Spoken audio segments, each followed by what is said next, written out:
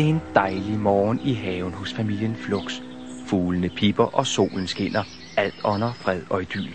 Bjarne, den yngste af de 3 børn, går og samler salatblade til sin skildpadde Jens Lyn, som bor i en kasse i redskabsskuret. I det han åbner døren til skuret, så bliver han voldsomt forskrækket. Onkel Henry, hvad laver du her i redskabsskuret? Du sidder jo i fængsel. Ikke mere, Bjarne.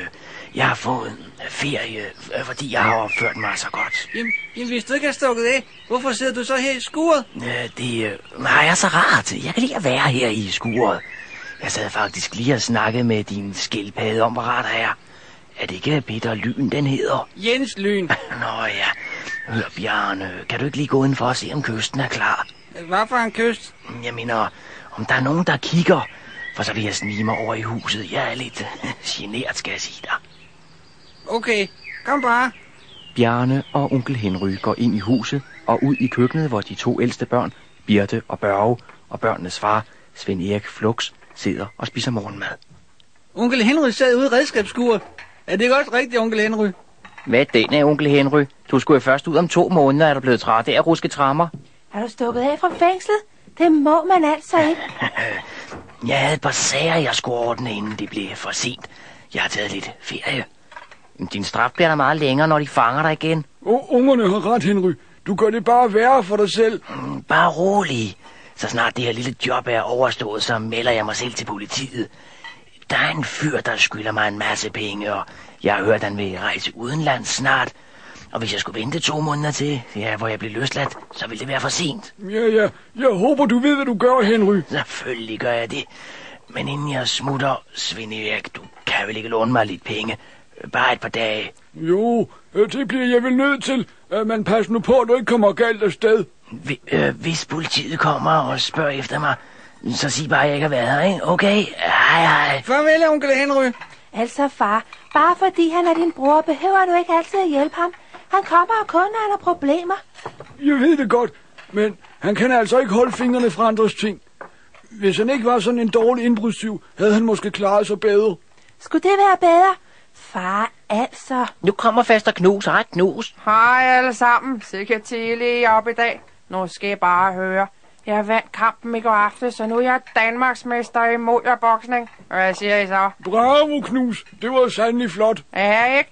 Nu vil jeg skifte navn. Fra nu af vil jeg hedde Benknuseren fra Timbuktu. Lyder det ikke flot? Sikke noget pjat. En dame slås ikke. Den her dame gør altså, min pige. Forresten, jeg synes, jeg så Henry snige sig ned af gagen. Jeg tror først, han er kommet ud om et par måneder. Ja, han er desværre stukket af fra fængslet. Ikke nu igen. Han er altså lidt ubegavet en gang imellem. Nå, det må han selv roe med. Giver jeg en kop kaffe? Ja, selvfølgelig. Tag selv. Hvornår skal der bokse næste gang, faster Knus? Jeg kunne altså godt tænke mig at komme med og se det. Ja, du gider. Jeg har engang set det i fjernsynet. Det er noget værre svineri.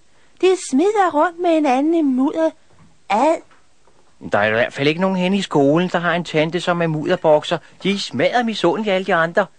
Min far er skrothandler. Min faster er mudderbokser.